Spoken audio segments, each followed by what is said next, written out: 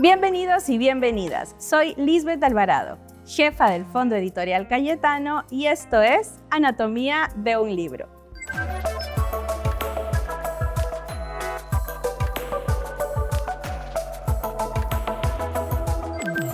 El día de hoy vamos a entrar al maravilloso mundo de los libros, la literatura y también la comunicación. Es increíble cómo desde el 2018, que parece que fue ayer, hasta el día de hoy hemos evolucionado junto con la tecnología.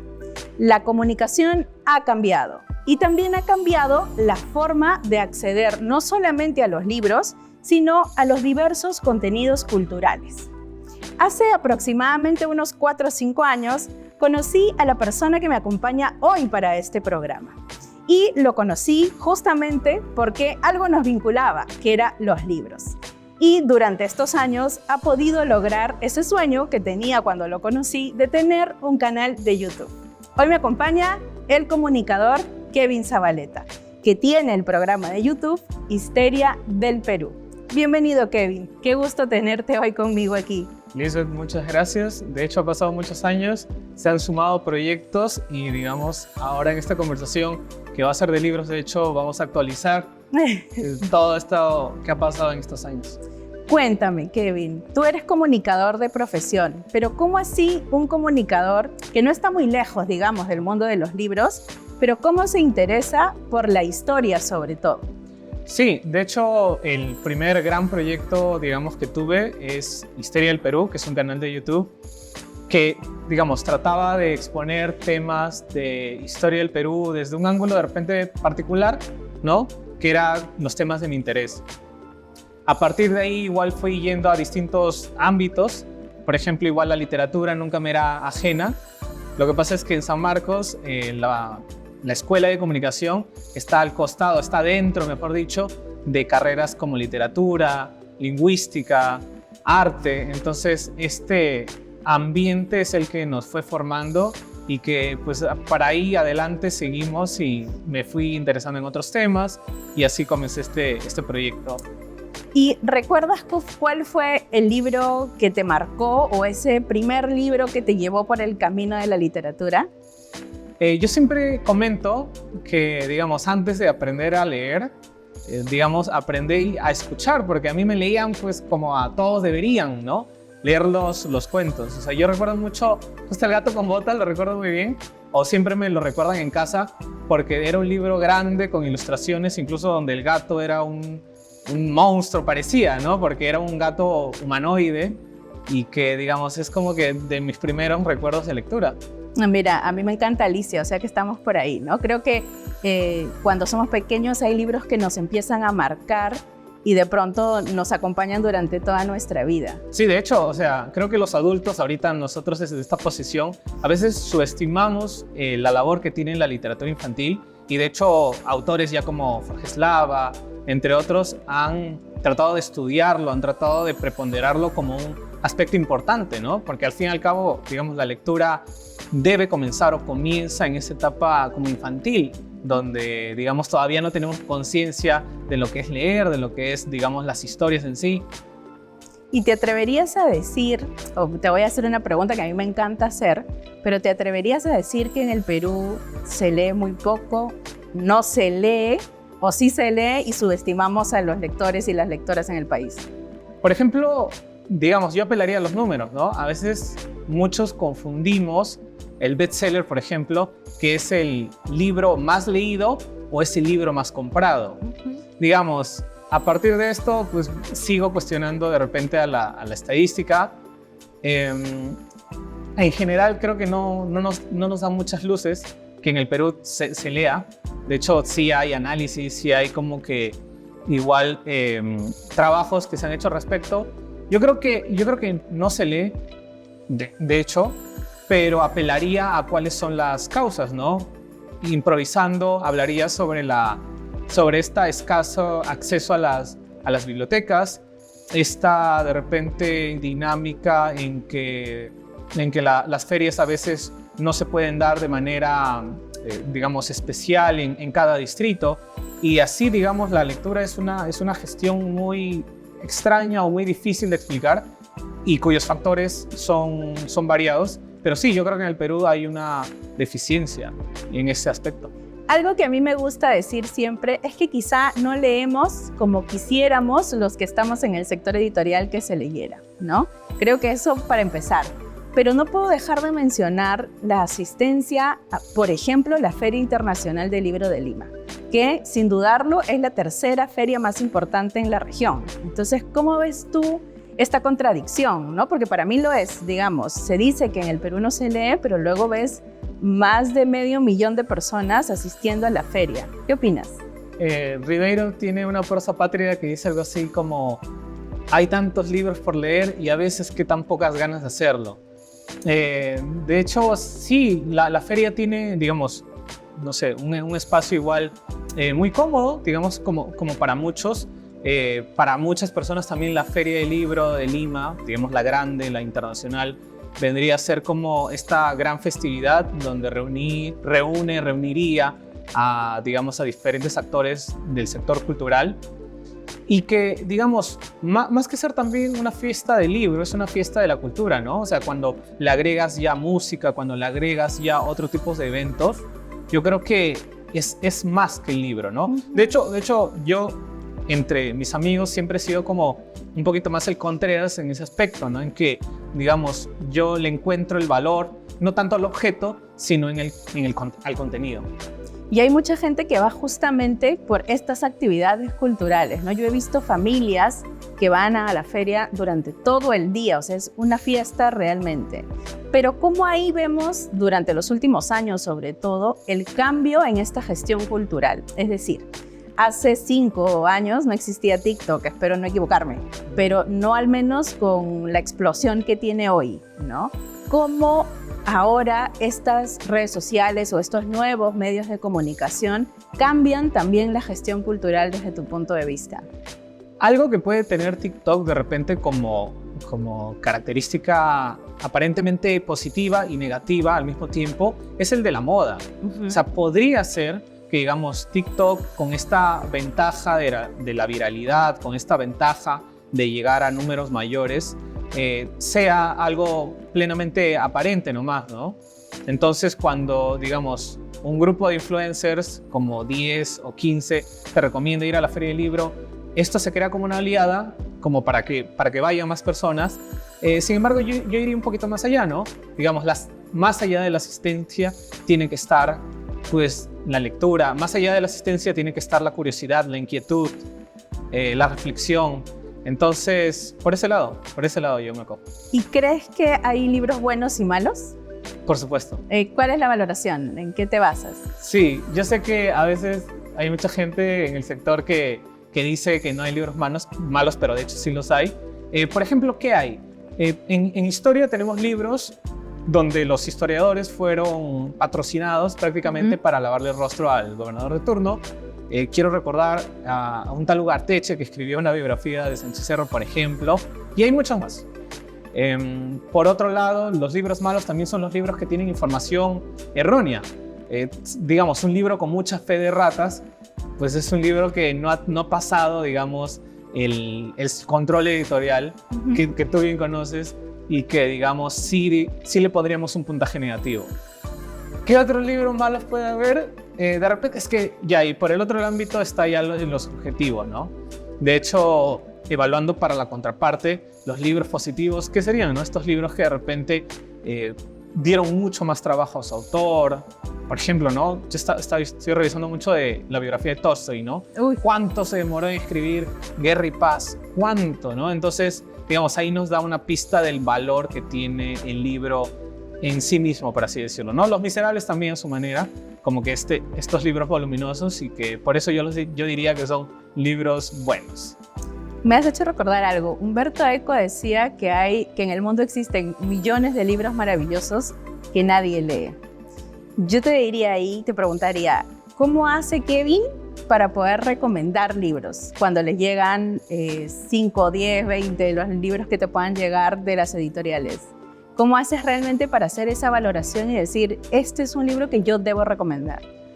De hecho, digamos, justo ahorita hablando de la historia, ¿no? Y de que es lo que pasaba hace un par de siglos, 200 años y así. Ahorita tenemos un boom de los libros, ¿no? Las imprentas tienen la posibilidad de imprimir de manera más rápida, de manera más económica, por así decirlo. Y claro, entonces el que quiere leer tiene las diferentes posibilidades y tiene un bagaje muy grande. Entonces, yo como me guío, primero apelamos a los clásicos, ¿no? Siempre un clásico, digamos, como lo definía Calvino de repente, ¿no? Siempre es importante tenerlo, digamos, en la repisa. Y yo creo que siempre un libro te lleva a otro. Entonces, por ahí es mi forma de abordarlo, ¿no? O sea, de repente estás leyendo a Borges y Borges menciona a Chesterton, que lo menciona a cada rato, y tú dices, por algo será. Entonces, por ese lado.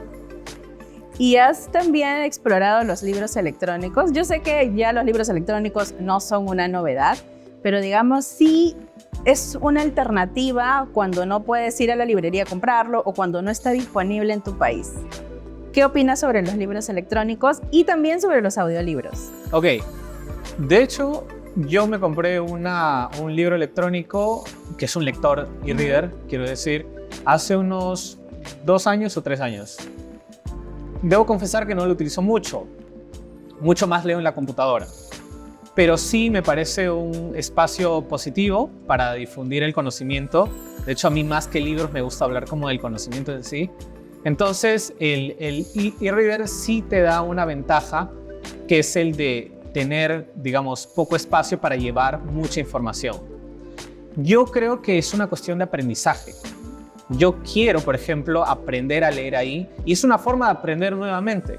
Así como aprendemos a leer, digamos, en papel normal, yo creo que el lector de hoy en día tendría que aprender a leer en e-reader. Y por otro lado, en el caso de los audiolibros, a mí me encantan los audiolibros. De hecho, sí, tengo muchas aplicaciones para poder escuchar. Sí entiendo ese poder literario que tienen los audiolibros. Sí entiendo que a veces un audiolibro te tiene que concentrar un poquito más, o hay audiolibros más ligeros, digamos, y sí lo veo como una posibilidad, como un espacio de difusión para que esto, ¿no? Para que nazcan nuevos lectores y así.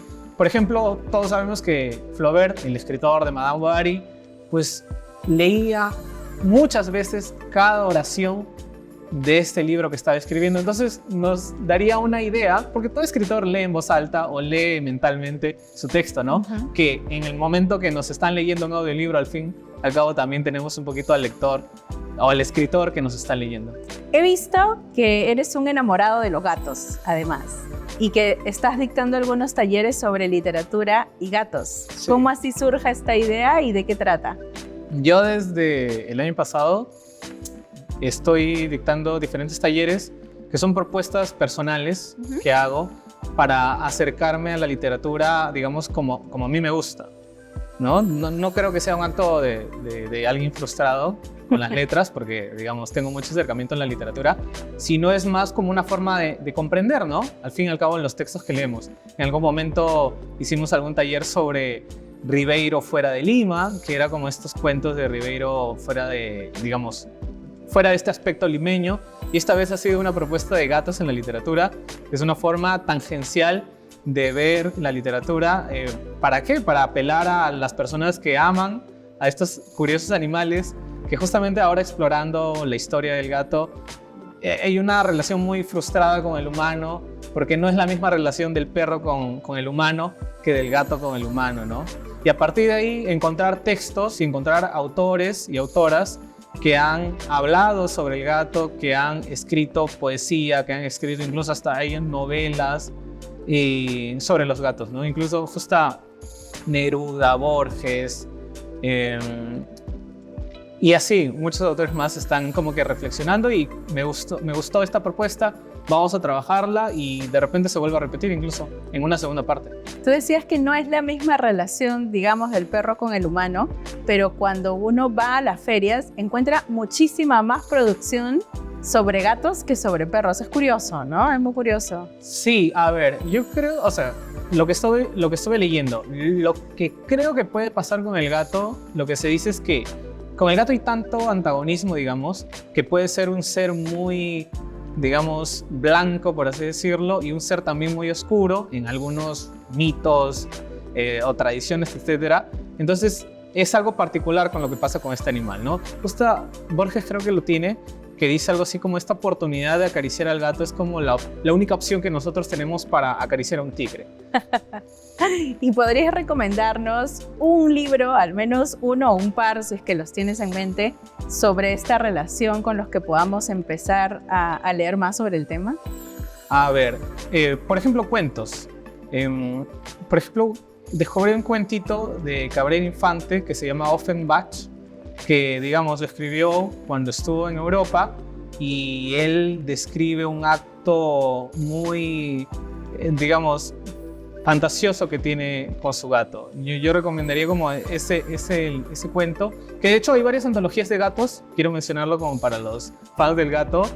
Hay en Ciruela hay una edición que es como los mejores cuentos de gatos, y hay otra edición que se llama El Gran Libro de los Gatos, así que los fans de los gatos ya saben a dónde recurrir.